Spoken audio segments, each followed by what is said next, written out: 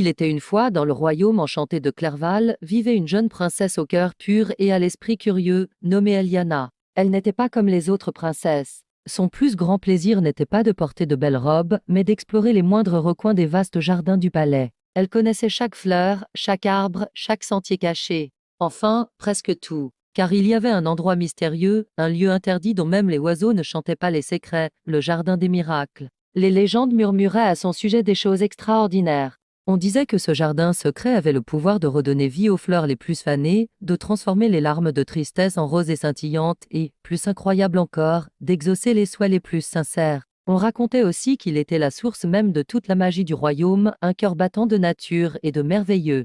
Mais depuis des générations, ces portes restaient closes, scellées par un secret que personne n'osait plus interroger. Un soir, alors que la lune jetait des ombres dansantes sur les murs du château, Eliana passa près de la cour où deux gardes discutaient à voix basse. Elle tendit l'oreille, son cœur battant d'excitation. La forêt au-delà des montagnes s'assombrit de jour en jour, disait l'un. Si seulement la magie du jardin des miracles pouvait encore nous aider. Mais personne n'y est entré depuis des siècles. C'est une cause perdue. L'autre acquiesça d'un air grave. On dit que même le roi a perdu espoir. Ces mots firent naître une étincelle dans les yeux d'Eliana. Une forêt en danger. Un jardin magique oublié. Elle ne pouvait rester sans rien faire. Le lendemain, elle rassembla tout son courage et alla trouver son père, le roi, dans la grande salle du trône. « Père, demanda-t-elle d'une voix douce mais ferme, pourquoi le jardin des miracles est-il fermé? Pourquoi n'utilisons-nous pas sa magie pour aider notre royaume ?» Le roi soupira, son visage habituellement si serein marqué par une profonde tristesse. « Ma chère Eliana, dit-il, j'aimerais que ce soit si simple. Mais le jardin n'est plus ce qu'il était. Sa magie s'est éteinte il y a très très longtemps, emportée par le vent de l'oubli. Sans elle, ce n'est plus qu'un endroit vide, un simple terrain envahi par les ronces. » Il la regarda avec tendresse. « L'espoir est une belle chose, mon enfant, mais il ne peut ranimer ce qui est mort. » Pourtant, Eliana sentait au plus profond de son être que son père se trompait. L'espoir n'était pas mort, il était simplement endormi. Déterminée à trouver la vérité, elle se glissa dans l'immense bibliothèque du château, un labyrinthe de savoir et de poussière. Elle chercha pendant des heures, feuilletant des parchemins anciens et des livres aux reliures craquelées. Finalement, cachée dans une alcôve oubliée, elle trouva un vieux grimoire à la couverture de cuir usé. Elle l'ouvrit avec précaution. Les pages jaunies parlaient d'une magie ancienne et puissante. Une prophétie attira son attention. Elle racontait que seul un cœur de lumière, un cœur pur et rempli d'une foi inébranlable, pouvait réveiller la magie endormie du jardin. Intriguée, Eliana posa délicatement sa main sur l'illustration d'une fleur de cristal qui ornait la page. À cet instant précis, une douce lueur dorée jaillit de sous ses doigts. La lumière pulsa, chaude et rassurante, montant le long de son bras et illuminant son visage étonné. Ce n'était pas juste une lumière, c'était un appel. Un murmure venu du fond des âges, une mélodie silencieuse que seule son âme pouvait entendre. Eliana comprit alors. Ce n'était pas elle qui avait trouvé le livre. C'était le jardin qui, d'une manière ou d'une autre, l'avait appelée. Sa quête ne faisait que commencer. À l'aube, Eliana suivit les indications du vieux grimoire à la lettre. Son cœur battait la chamade, mélange d'appréhension et d'excitation. Elle se faufila entre deux statues de pierre moussue qui semblaient la regarder passer, puis, d'un doigt tremblant, elle effleura un symbole gravé dans la roche, exactement comme le livre le décrivait. Un murmure parcourut la pierre, puis les lianes épaisses qui recouvraient le mur se mirent à bouger, à s'écarter, comme un rideau vivant. Un portail végétal s'ouvrit dans un bruissement de feuilles, révélant un passage sombre. Eliana retint son souffle et s'y engagea. De l'autre côté, le jardin des miracles s'étendait devant elle. Mais ce n'était pas le paradis luxuriant des légendes. L'endroit était plongé dans une pénombre triste, silencieux, comme pétrifié par le temps. Les arbres semblaient endormis, leurs branches nues et tordues. Plus aucune fleur ne chantait, plus aucune lumière féerique ne dansait dans l'air. Une tristesse infinie pesait sur ce lieu autrefois magique. Eliana sentit une peine profonde l'envahir. « Je dois raviver sa magie », murmura-t-elle pour elle-même, sa voix à peine un souffle dans le silence pesant. Elle fit quelques pas, ses pieds s'enfonçant dans un tapis de feuilles mortes. C'était à la fois magnifique et désolant. Soudain, juste devant elle, la terre frémit et un petit être tout vert sortit du sol.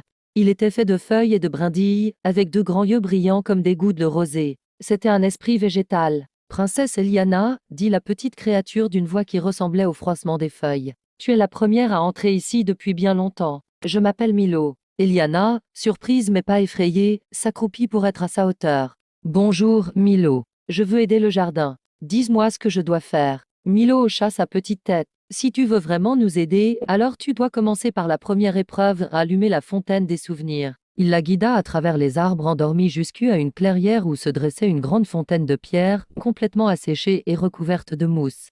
Elle semblait n'avoir pas vu une goutte d'eau depuis des siècles. Eliana s'approcha et posa sa main sur la pierre froide et rugueuse. À cet instant précis, une vision fulgurante la submergea. Elle fut projetée dans un souvenir ancien, celui de la fontaine elle-même. Elle vit le jardin autrefois, éclatant de couleurs et de vie.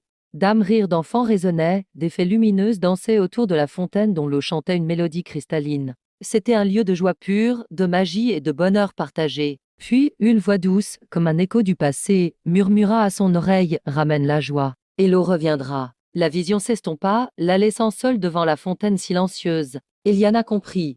Ce n'était pas une énigme à résoudre, mais une émotion à retrouver. Elle ferma les yeux et prit une profonde inspiration. Elle se mit alors à chanter. Sa voix, d'abord timide, s'éleva doucement dans l'air immobile. Elle ne chantait pas une chanson apprise, mais une mélodie venue de son cœur. Elle pensait à sa famille, aux sourires de sa mère, aux histoires de son père. Elle pensait à ses amis, aux jeux dans les jardins du château, à tous ces moments de pur bonheur. Sa voix se chargea d'amour, de tendresse et de bonté. Sous sa main, la pierre de la fontaine se mit à vibrer doucement, puis de plus en plus fort. Une faible lueur bleutée apparut au fond du bassin. Et soudain, un jet d'eau jaillit dans un éclat argenté, puis un autre, jusqu'à ce que la fontaine soit de nouveau remplie d'une eau claire et chantante.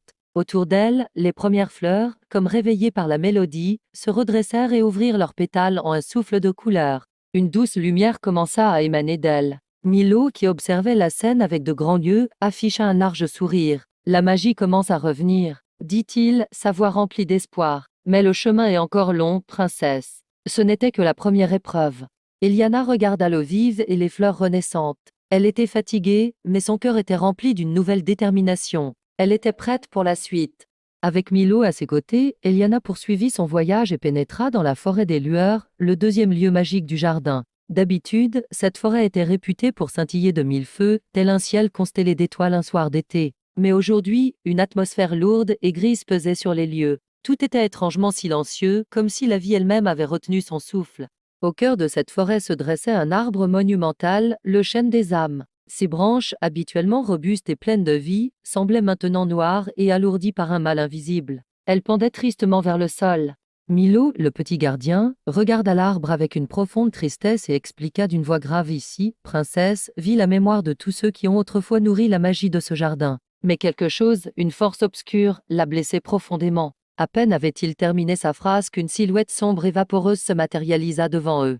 Elle ondulait comme de la fumée, sans forme précise, mais son intention était claire. C'était l'ombre du doute. Une voix glaciale, qui semblait venir de nulle part et de partout à la fois, s'éleva. Tu crois vraiment pouvoir sauver ce jardin? Eliana, malgré le froid qui s'insinuait en elle, se tint droite. Elle regarda l'apparition sans ciller et répondit avec une fermeté qu'elle ne se connaissait pas, je dois essayer. L'ombre laissa échapper un son qui ressemblait à un ricanement méprisant. Tu n'es qu'une enfant. Tu échoueras, tout comme les autres avant toi ont échoué. Ces mots, chargés de venin, firent frissonner Eliana jusqu'à la moelle. Un instant, le doute commença à germer dans son esprit, mais au lieu de reculer, elle fit un pas en avant et posa doucement sa main sur l'écorce rugueuse du chêne des âmes. À cet instant précis, une chose merveilleuse se produisit. De petites lueurs, timides mais persistantes, commencèrent à s'éveiller à l'intérieur du tronc. Elles pulsaient doucement, comme des cœurs retrouvant leur rythme. Sentant cette nouvelle force monter en elle, Eliana se tourna vers l'ombre. Sa voix, cette fois, était pleine d'une conviction inébranlable. « Je ne suis pas seule. Le jardin est avec moi. » Ces paroles furent si sincères, si pures, que les lueurs jaillirent du chêne avec une force nouvelle. Elles formèrent un bouclier de lumière qui repoussa l'ombre, la forçant à reculer dans un sifflement de rage.